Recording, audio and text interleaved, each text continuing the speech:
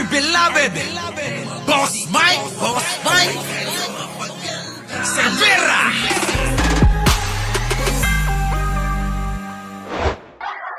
Show cause order ang COMELEC laban kay Pasig Congressional Candidate Attorney Ayan Sia. Yan ay matapos siyang magbitaw ng nakakabastos umanong biro habang nangangampanya. Minsan sa isang taon, ang mga solo parent na babae pwede sa akin.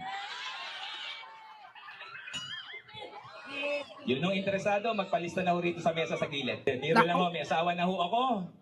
Ay ito sasabihin ko sa mga nangangarap, mamamatay ka, di mo ako matitikman. Ayon sa COMELEC, posible umanong nilabag ng kandidato ang kanilang anti-discrimination guidelines. Partikular dyan, ang election offense sa ilalim ng discrimination against women. Binigyan ng 3 araw si Sia na magpaliwanag kung bakit hindi siya dapat i-disqualify ng komisyon. Biro lang ho, may asawa na ho ako. Ay ito sasabihin ko sa mga nangangarap, mamamatay ka, di mo ako matitikman. Naklampating naman ang pogi! Alam mo mga kababayan, pag ganito, yung pangangampanya kasi, para kasing may kabastusan, Pero mga kababayan, pag titignan nyo rin, sa isang banda, siguro kapag tayo-tayo lang, at wala sa mga kamera, at wala yung ibang mga taong nandyan na marami, mga kababayan, pwede siguro magbiruan. Pero mga kababayan kasi, nasa pampublikong lugar Tapos maraming tao, di ba? Yung bang sasabihin mo na, naku ba yan? May asawa na pala. Kahit yung asawa mo, mga kababayan, pagkaganyan di ba? Pagkaganyan, kayo mga babae, payag ba kayo, gaganyan-ganyan sa kampanya yung asawa nyo? Bibiruin na, kayo na mga single mom. Pumila kayo sa akin, pagbibigyan ko kayo. Para hindi kayo maging tigang. Ang sagwa, mga kababayan. Ang sagwa. Kasi mga kababayan, may mga nakakapanood ng mga bata, di ba?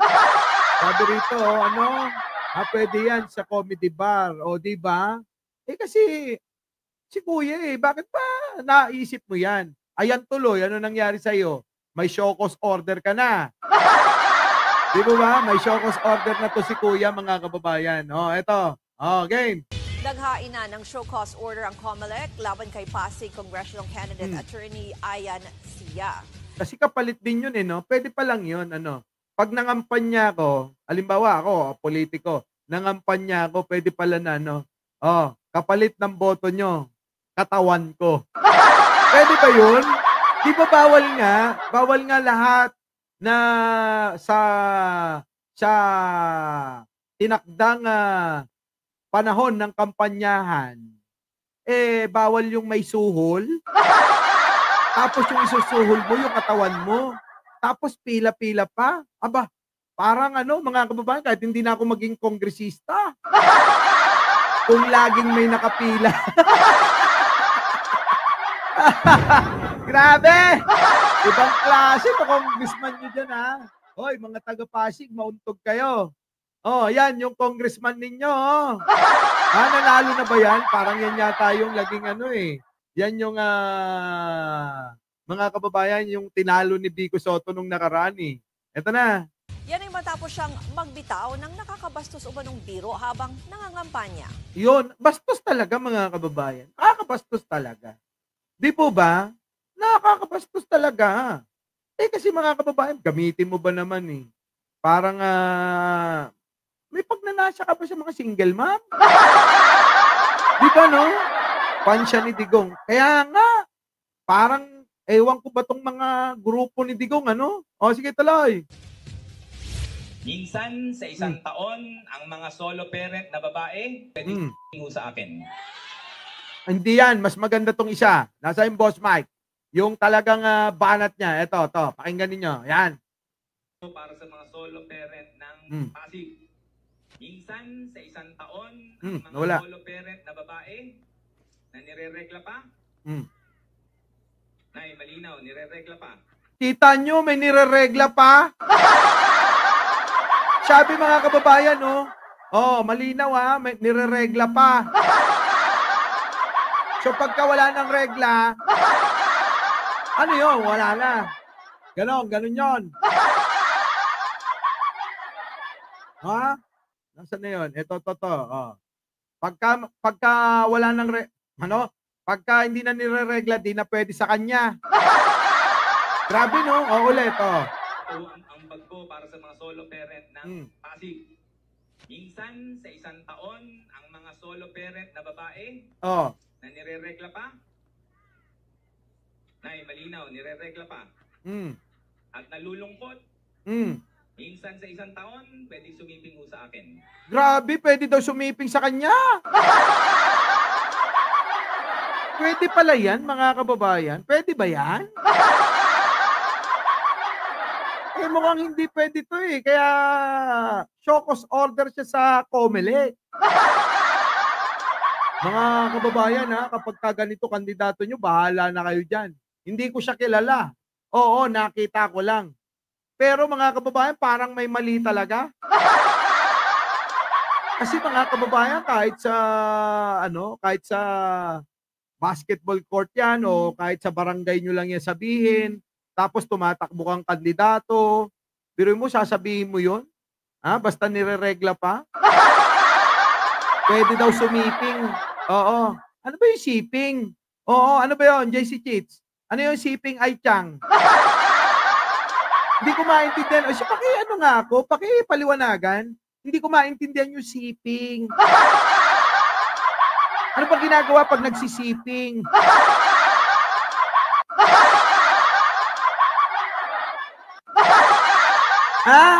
Meron, ano bang, ano? Tumabi. Tatabilak pala eh. Tapos, ano? Ano sasabihin? Salome Ramirez, thank you naman. Ano?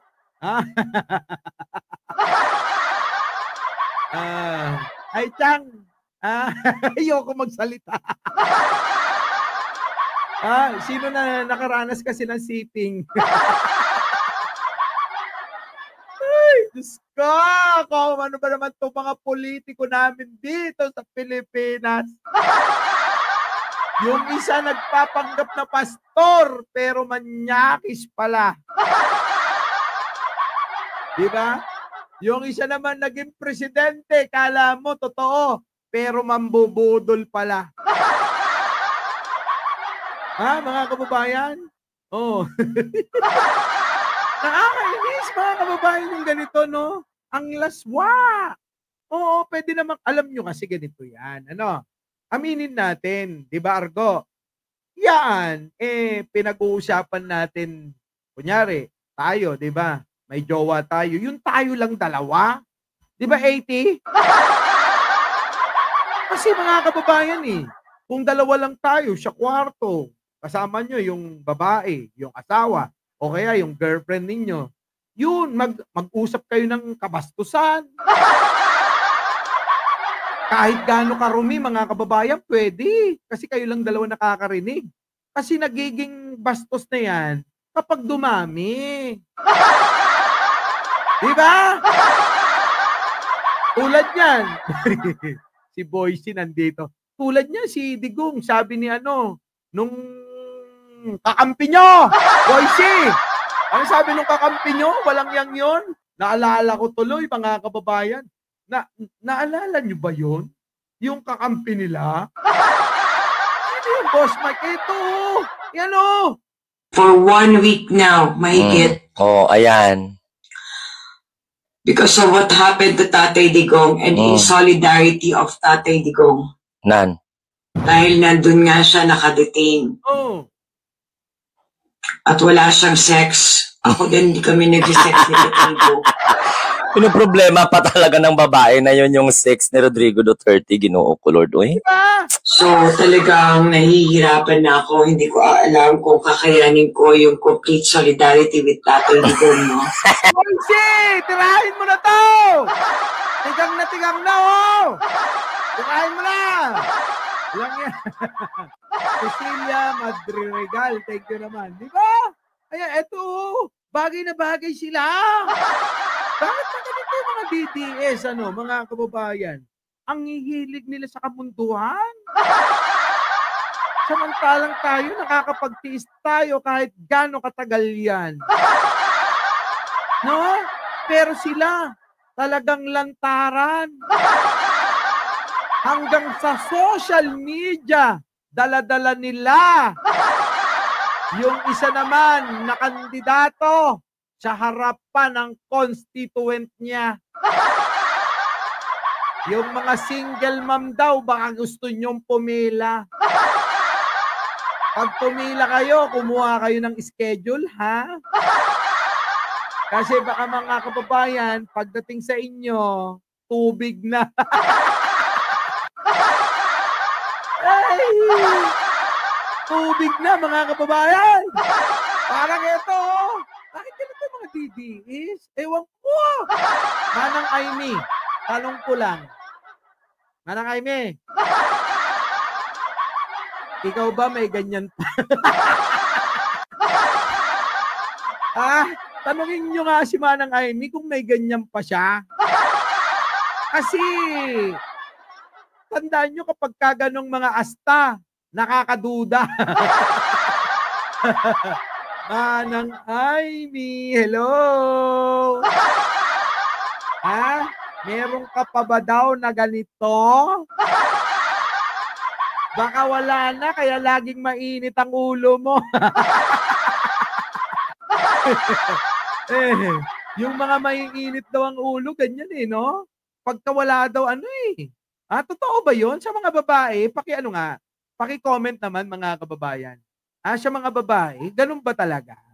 Pagka wala daw ganun, maiinit ang ulo, sinusumpong lagi. Totoo po ba? Totoo ba? Kasi, siguro yung iba, may naririnig akong ganun. Baka naman mali ako. Ayaw sumagot. Oy, kontra kayo ni Aichang, Missy, Sabi ni Missy, yes, Boss Mike. Sabi naman Aichang, hindi, no. Sabi naman Lady Marie, hindi, no. No. Dabu! Yan, mga kababayan.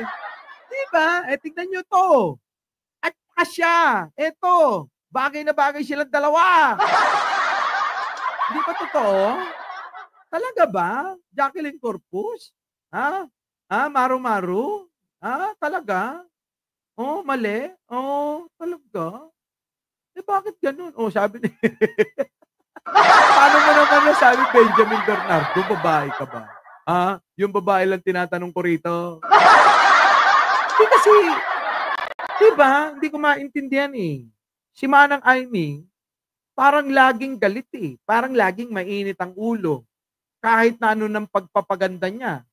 Diba? Manang Aimee, sayang lang kung lagi kang nagpapaganda, tapos nauuna naman yung baba mo. Tapos, wala namang jer. Grabe talaga. Hindi ako makamove on sa mga to. Sa mga DDS. Ano nyo? Sige, tuloy.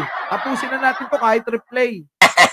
Nakikirami kami sa kanyang pinagdadaanan na wala siyang Georgia. So, kami din ni Katribo, hindi kami nag-Georgia. Ginoo ko, Lord. So, masakit yun para sa akin personally.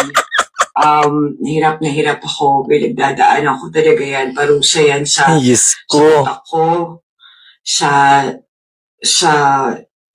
lahat, sa libog ko, hindi ako masyadong panatag, hindi ako makatulog na maayos. Panulay. So, wala akong kantot. So, medyo talagang, mahirap Mahirap namin kami mag-concentrate na mag-Georgia. Kasi, hirap na hirap na kami dahil nga, syempre, di ba naisip namin pag-hirap ni tatay. Kami. So, hindi pa naman ako natutuyot. Kaya lang nahihirapan talaga kami na makapag-duelo na maglandian or magkamanyakan. So, it is a personal struggle for me. Ayabaw. Naintindihan nyo and I hope. Mbala kayo dyan. Nabuntong hininga na siya. And thank you for listening to my problem. Sa mga DDS dyan ha, tulungan ninyo ha. Eto na, may katapat na to mga kababayan. May katapat na. Oo. Eto si kuya.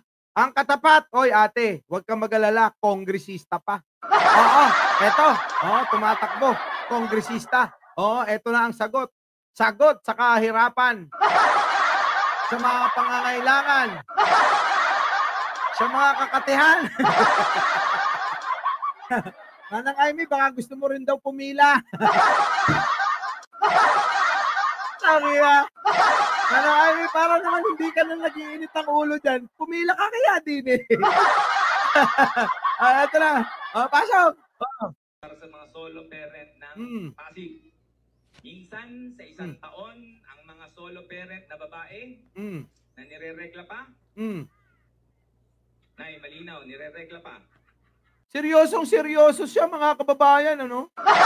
Habang sinasabi, oh, Nay, malinaw. Malinaw, habang nireregla pa, ha? Malinaw. Sa mga solo parents, oh, ha? Na babae, yung nireregla pa. Oh, tuloy. At nalulungkot. Oh. Minsan sa isang taon, sumipingo sa akin. Naku, minsan lang sa isang taon. Pwede daw, oo.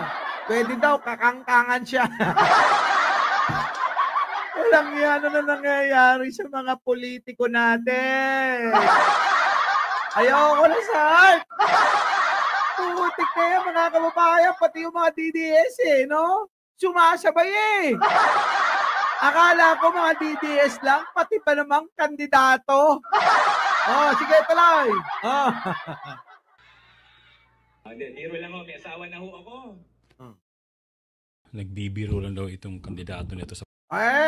Walang ganon! Nasabi mo na Biro-biro ka ngayon. Ito na ngayon mga kababayan. Ayan. Ano nangyari mga kababayan? Ayun. Di naman inireklamo saan? Nireklamo mga kababayan sa Comelec. Yan ang nangyari sa kanya. Ito na. Dito na tayo mga kababayan. Ewan ko ba? Puro kamunduhan na lang mga kababayan. Our beloved Boss Mike Severa.